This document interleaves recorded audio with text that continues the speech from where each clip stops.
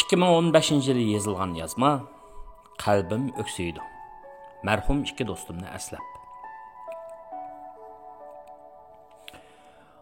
Ali məktəbdə oxuyatqan çağımda məktəb kütüpxanasına kirib Bulaq jurnalını xeyli iştiyaq bilan oxuyub yatdım. Çünki onunda asaslıqı Uyğur klassik ədebiyyatına əlaqədar yaxşı maqallar, yazmalar elan qılınatdı. Şundaq yazmalardan biri 19. əsrinin keyinki yarımida Qashqarda yaşab o'tgan Uyg'ur mutafakkiri Mahmud Sodiq Qashqari degan bir zot haqida edi. Men bu zotning do'stlik haqida aytgan mundaq bir jumla so'zini intayin yaxshi ko'rgan edim. Odatda do'stlar ikki turlik bo'ladi. Birinchi xildagi do'stlar kundalik yemak-ichmakka o'xshaydi. Sen uni kunda yeb ichib turmasang bo'lmagandek. Bu xil do'stlaring bilan pat-pat degidek ko'rishib, paranglashib turmasang bo'lmaydi. Ikkinchi xildagi do'stlar do'rga o'xshaydi. Bu xildagi do'stlik sening qalbing jarohatlanganda xuddi dori kabi sana shifolik elib keladi. Odam o'zining hayotida nurg'un kishilar bilan tanishadi. Ammo urug' tuqqanlardan boshqa eng aziz bildig'ini uning do'stidir. Umuman aytganda, o'rtaq mavqega, hissiyotga va yoki o'xshash kechmishga ega odamlar o'zaro do'stlik munosabat shakllantirishadi. Meningmi musha asosda shakllantirgan do'stlarim bor. Ular bilan o'zaro samimiylik, mehr-muhabbat va hurmat ko'rsatishimiz. Bu tarafda men hamma do'stlarimga o'xshash muomaldaman, ammo do'stligimning o'zgacha xosliklari bor. Ya'ni ba'zi do'stlarim bilan xuddi birinchi xildagi munosabatim bo'lsa, yana ba'zilar bilan ikkinchi xildagi do'stlik munosabatim bor. Men hayotlikni qadrlayman. Jumladan hayotga ma'no qo'shadigan omillarning biri do'stlikni ham qadrlayman. Biroq biz inson bo'lgandan keyin do'stlarning ichidami umrimizning uzun qisqaligi o'xshash bo'lmaydi ekan. Shundaq bo'lganlikdan do'stlar ara o'z sadoqatimizni, hurmatimizni va mehr-shafqatimizni to'liq ifoda qilib bo'la-bo'lanmayla, ba'zilarimiz, yana ba'zilarimizni hasratga qoldirib, bu sapdan mangulik ayrildi ekanmiz. Mening shu tapda do'stlik temasidan eg'iz etishim, aramizdan ayrilgan ikki do'stimni seg'inib, yod etishim vajidindir. Peshkallik sababidan do'stlik sepimizdan vaqtsiz ayrilgan bu ikki do'stimning biri Urumchi pochta telegraf idorasi xizmat qilgan rahmatlik Qosimjon bo'lib, u mening birinchi xildagi og'inlarimdan edi.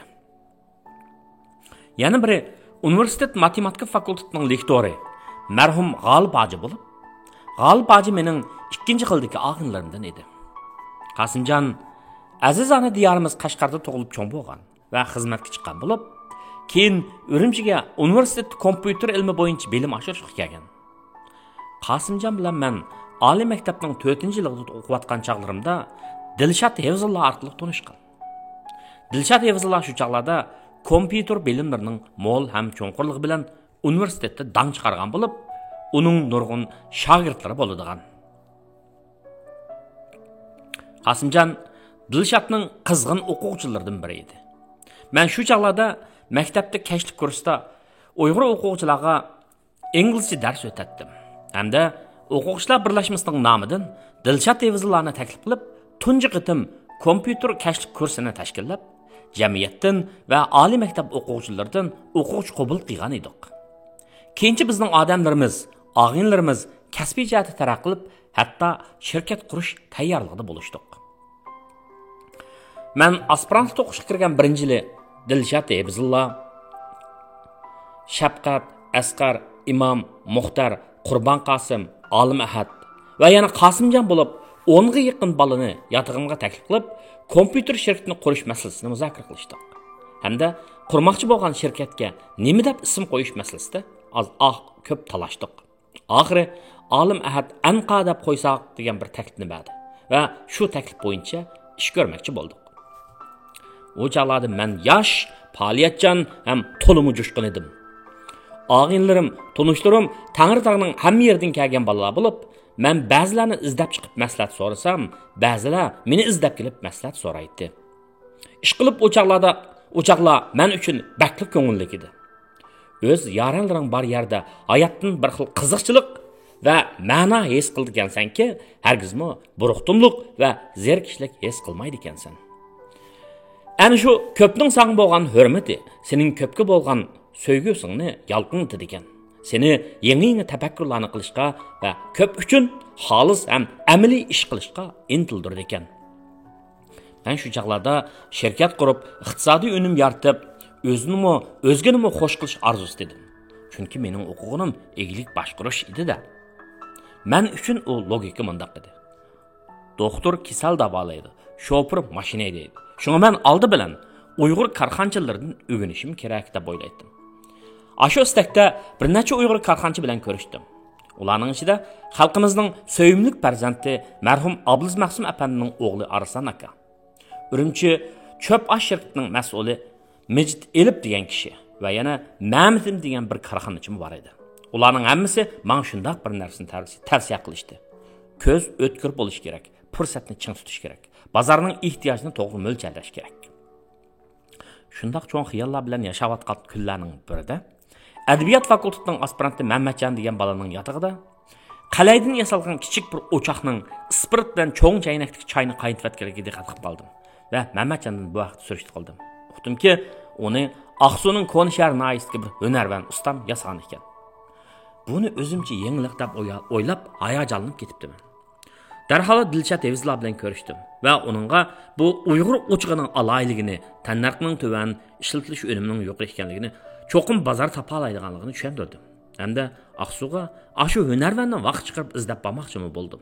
Chunki eglik tiklash uchun yoki senda boshqacha mahsulot yoki texnik bo'lish kerak. Yoki bo'lmasa ilib setish tajribasi bilan shug'ullanishing kerak. Shu chaqdagi sodda hissiyotim bo'yicha kelgusida ko'plab ishlab chiqarilish ehtimoli bo'lgan bu yangi mahsulotdan bozor topqili bo'ladi. Dilshod ko'z qarashlarimni angladi hamda mushu o'choqni, ya'ni cho'ngligi mushtumchilikli bo'lgan o'choqni avval do'nko'rikdagi hunarvanlarga yasitib beqish maslahatini berdi. Shuning bilan men Qosimjon Qurbon uchimiz qor texi ermagan atiyazning bir kunida eliqi mushtumchilik o'choqni ko'tirib do'nko'rik atrofini hunarvan izladik va oxiri bir hunarvanga 30 yuan pul berib ikki o'choqni yasatqizdik. Biroq bu o'choqlar heliqi Mamatjonning o'chig'idek unumlik bo'lmadi. Spirit tuzib ko'ymadi. Choynimi ham qaynatolmadi. Shuning bilan lasida bo'lib qoldik. Gap aslida hunarvanning hunarida bo'lsa kerak. Shu yili yozda Dilshod Evizlar Angliyaga o'qishga chiqib ketdi. Sentabrda men Shanxayga o'qishga ketdim. Shuning bilan shirkat qurish istigimmi tutundak tarab ketdi. Ammo mushu insonlarning, mushu ishlarning bosh oxirida Qosimjon izchil turdi yenimda turib, madad va maslahat berib turdi. Marhum Qosimjon do'stlarga cho'nqur sadoqatlilik bilan hurmat ko'rsatdi. O'zining ish harakati durust, lilla bo'lib, har doim pokiz kiyinib, galstuk taqab yuradi. Galstuk taqashda yangi bo'lganligim uchun ba'zida uni maymaq-saymaq taqab qo'ysam kerak, Qosimjon o'zi bas o'rinda bu rahmatlik alaydan kelib chandurmay uni ruslab qo'yatdi. Men marhumning bu harakatidan bakli minnatdor edim. Marhumning budur chachlari o'ziga bak yarashgan bo'lib, o'zi salmoq, intayin oq ko'ngil edi. Suhbatlarimizda "Adash, men qaylanglar" deb qo'yuq va yiqimli qashqar ohangida gap boshlaydi. Dilshod Angliyaga mangandimi, men Amerikaga mangandimi, rahmatlik bizni aydirmoqchi uzib chiqqan edi. Dilshodning to'yida va mening to'yimda intayin ko'p himmat ham qizg'inlik ko'rsatgan edi. 1998 yil sentabrning osh kunining, ya'ni men Amerikaga yetib kelishga bir kun qolgan shu kunning marhum bilan eng oxirgi qitimda darlashadigan kun ekanligimizni o'ylabmi baxmabdiman. Rahmatlik shu kuni Urumchida vaqtincha tutib turgan uyimga kelib, men bilan kechqurun toza bir mazgil mung'ishib o'tirib, qiziq umrlarni aytib berib keldirib, o'zining naqadar isil do'st ekanligini menga namoyon qilgan edi. Agar men bu ko'rishning eng oxirgi qitim bo'lganligini bilgan bo'lsam, u do'stimni chin va uzoq quchoqlab olgan, uning menga do'stim sifatida naqadar zo'r xo'shallik va madad berganligini va uningdan aytib tugatkusiz minnatdor ekanligimni oldida aytib olgan bo'lsam, naqadar yaxshi bo'lgan bo'ladi, ha? Marhumning o'limi xabar kelganda, yuragimni bir yulib olgandek bo'lib ketdim. O'ksidim. Hey, nachara. Men degan bir inson. Arzuyumga madad, g'oyamga yolqin, ko'zimga nur bergan qadrlik do'stim Qosimjon. Men sizlarni mangu unutmayman. Xudoyim yotgan joyinglarni jannatdan qilsin. Amin.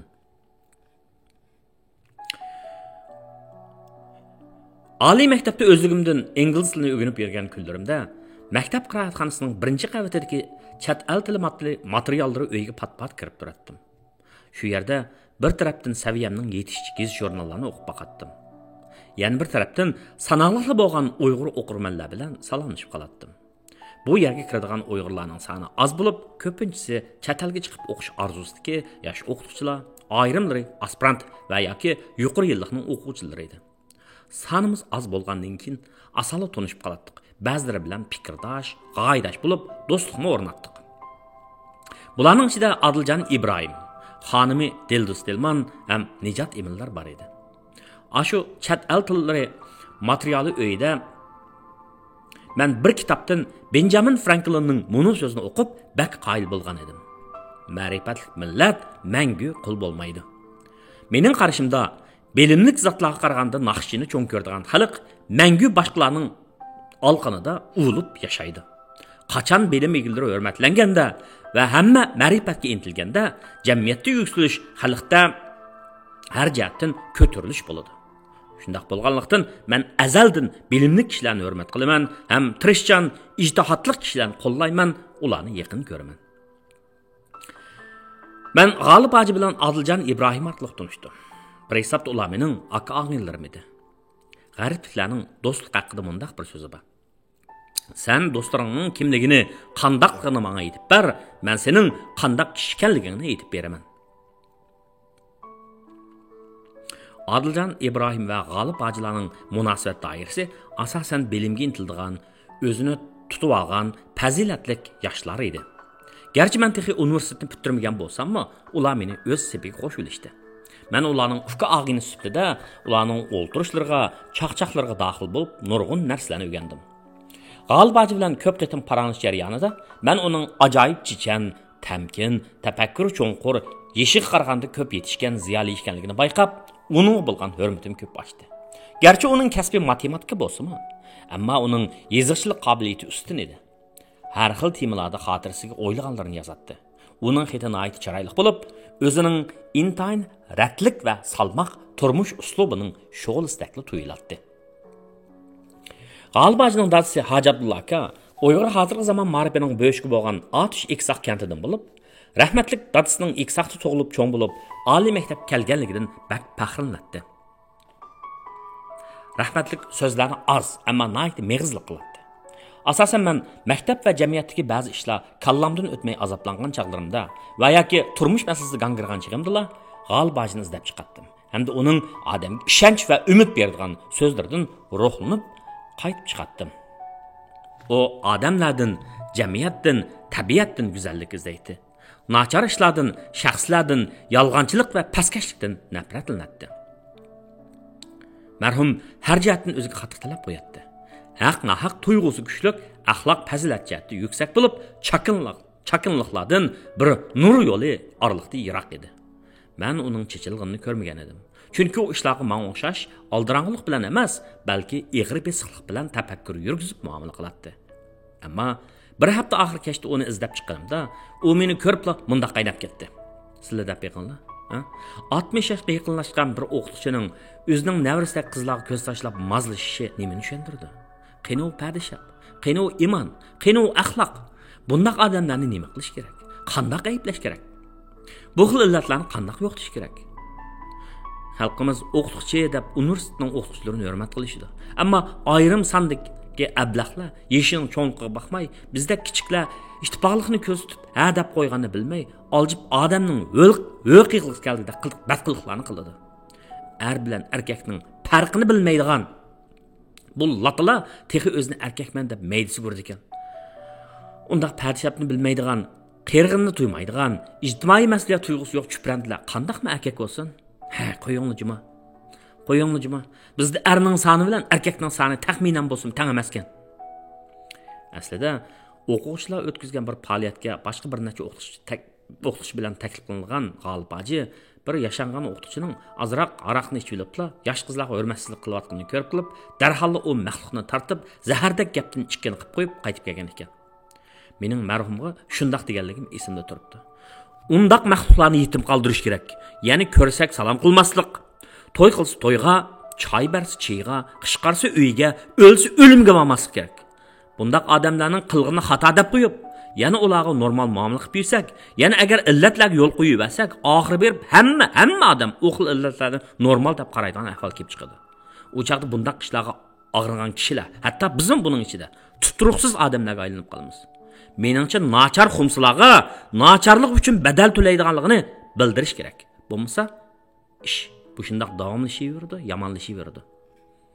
Aqlinglar qo'linglarni mushkilpon uchun deb men bilan yana bir rat ko'rishayotgan edi marhum ash so'zimdan keyin. G'olib hoji aqlliq ham tirishchan yosh edi.